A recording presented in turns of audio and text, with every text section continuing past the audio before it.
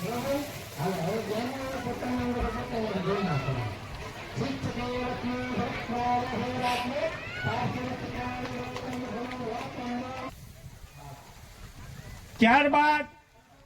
બીજા 11,000 રૂપિયા પણ આજની પૂનમ નિમિત્તે અર્પણ કરે છે એવા ધાંધલા નીતિનભાઈ લવજીભાઈ મણા પણ બાપુ વચ્ચે સન્માનનો સ્વીકાર કરશે. હવે આપણે એકવાર ચાલુ કર્યું કબૂતરની ચણી નાખવાનું, ટોળે ટોળા આવવા મળ્યા, ઝાડ ખૂટી ગઈ, કરવું હું? આપણે આશ્રમ તરફથી તેલ નાખી કે ભાઈ ઝાડની ખૂબ જરૂર છે, કબૂતરની ચણીની ખૂબ જરૂર છે. તો આપણા જ ગામના સથરા ગામના ધાંધલા વેણીભાઈ મૂળજીભાઈ તરફથી 100 મણ ઝાડ અહીંયા અર્પણ થયેલી છે. દાદાએ આ આશ્રમને અર્પણ કરેલી છે. 100 મણ જુવાર 600 રૂપિયાનો ભાવ ગણો તો 60,000 રૂપિયાની થાય.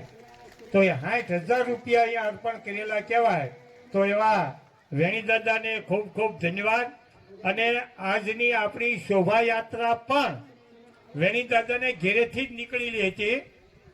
આપણી શોભાયાત્રા વેણી દાદાને ઘેરેથી જ નીકળી હતી અને ડીજેના તાલ સાથે 1.5 કિલોમીટર હાલી અને અહીંયા ભૂરખિયા દાદાએ પધારી છે. તો એનો યજમાન પદું પણ વેણી દાદાને માથે જ હતું. ઘનશ્યામભાઈ જીવરામભાઈ ધાંધલ્યા 50 મણ જુવાર એટલે 30,000 રૂપિયાની થાય, એની પણ અહીંયા જુવાર અર્પણ કરેલી છે. ઘનશ્યામભાઈ કદાચ ન હોય તો તેમના બા અહીંયા ઉપસ્થિત છે, તો તેમની બાને હું વિનંતી કરું કે અહીંયા પધારે. મારી પધારો અહીંયા. દીકરીઓ ક્યારે દાન કરી કે મા બાપની ઈચ્છા હોય તો જ થતું હોય ને.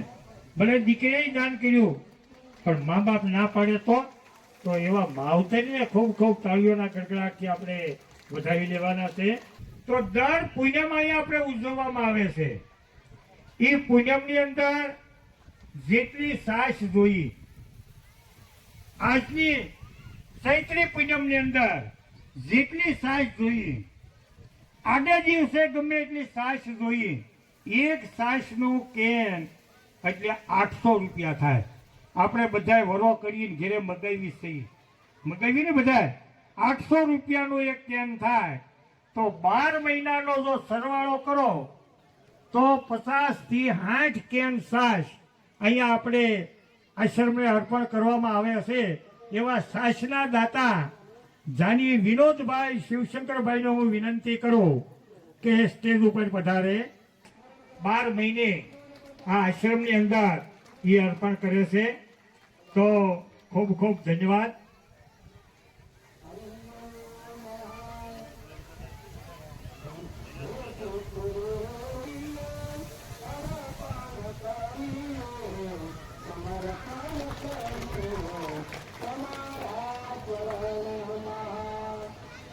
નાથાભાઈ મોશી નામ છે, એક સાથે બોલી જાઉં છું, બધા પધારજો. જે 12 મહિના આશ્રમની અંદર સેવા કરે છે. મીઠાભાઈ શંભુભાઈ, માધાભાઈ ગણેશભાઈ, નાથાભાઈ પરમાર, જનકભાઈ રાઘવજીભાઈ ધાંધલ્યા, પ્રવીણસિંહજી જાડેજા, ગોપાલજીભાઈ ભવાનભાઈ ધાંધલ્યા, રસિકભાઈ મિસ્ત્રી રોયલ, જાની ઉમેશભાઈ મકનભાઈ, જગદીશભાઈ ધાપા, મનાભાઈ બોગાભાઈ તથા ભરતભાઈ. આટલા માણસો સ્ટેજમાંથી ઝડપથી પધારે.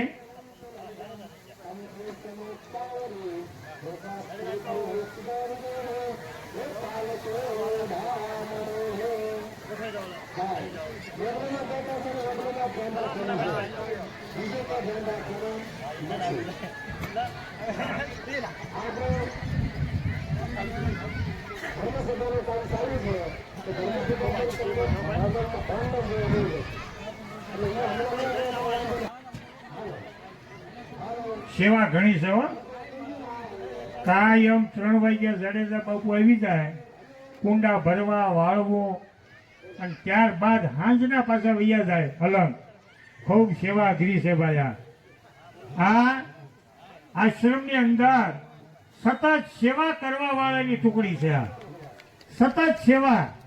અને આપણે હું એ ભેગો આપણે જે બેઠા છીએ બધે એની સેવા સ્વીકારવા વાળા છીએ. આવીને ખુરશીમાંથી બેસી જાય તરત ચા આવે તો એ આ લોકોના પ્રતાપે.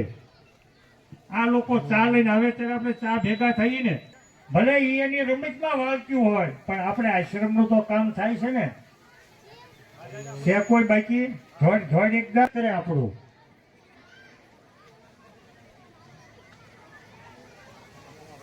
આ બધી જ બહેનો ભારાપરા વાડી વિસ્તારની છે. નાની એવી ટીમ લાગે પણ બળમાં બહુ મોટી છે. અને નાનું જે કામ કરી શકે આપણને ખબર છે કે સીતા માતાનો અપહરણ રાવણ કરી ગયો. વાંદરોએ નક્કી કર્યું કે આપણે પુલ બનાવવો, તો વાંદરા તો એની રીતે બનાવતા જ હતા. પણ નાની એવી ખિસકોલીને એમ થયું કે મારે પણ આની અંદર કાંઈક યોગદાન દેવું છે. તો એ દરિયાની અંદર જાય, ભીની થાય અને પાછી રેતી માળોટે, એટલે જેટલી રેતી ચોંટે એટલી પુલમાં જઈને ખેરે. આવી નાની એવી ખિસકોલી. આ તમને ભલે આમ નાના નાના લાગે પણ પુલ બનાવવા દેખો કામ આ નાની નાની બાળાઓએ કરેલું છે. જ્યારે જ્યારે તમે આશ્રમમાં આવશો એટલે ચોખ્ખો આશ્રમ હશે, નહીં તો પાંદડા અહીંયા ભરાઈ રહે. આ લીમડે આવી તો આપણે વાળવાના નથી. તો આશ્રમ હાલે કેમ? તો આ બહેનોએ ખૂબ વાળ્યું છે. ભાઈ પનોત અને કનુભાઈ વેલજીભાઈ જાની સ્ટેજ ઉપર વધારે. કનુભાઈ મારી સામે છે, જગદીશભાઈ ક્યાં વધારો ભાઈ. તમારે આ કામ કરવાનું છે કે કઈ વાંધો નહીં. સંત વાણી રાખી છે, મહિલાઓને લઈને આવવાનું છે તો કઈ આવે અને ચાઈએ પાય જેટલી વાર માગે એટલી વાર. એવા એ અને ભાઈ જગદીશભાઈ બેયનું કાર્ય આશ્રમમાં ખૂબ સારું છે. તો બંને ભાઈઓને ખૂબ ખૂબ ધન્યવાદ. બહુચર યુવક મંડળ 4100 રૂપિયા જે અહીંયા વાસણ ભાડું થાય છે પણ એ લેવાનું નથી, તો એની જય બોલાવે છે. તો બહુચર યુવક મંડળ તરફથી 4100 રૂપિયા વાસણ ભાડા પેટે અહીંયા અર્પણ કરે છે. તો તેઓને પણ ખૂબ ખૂબ ધન્યવાદ.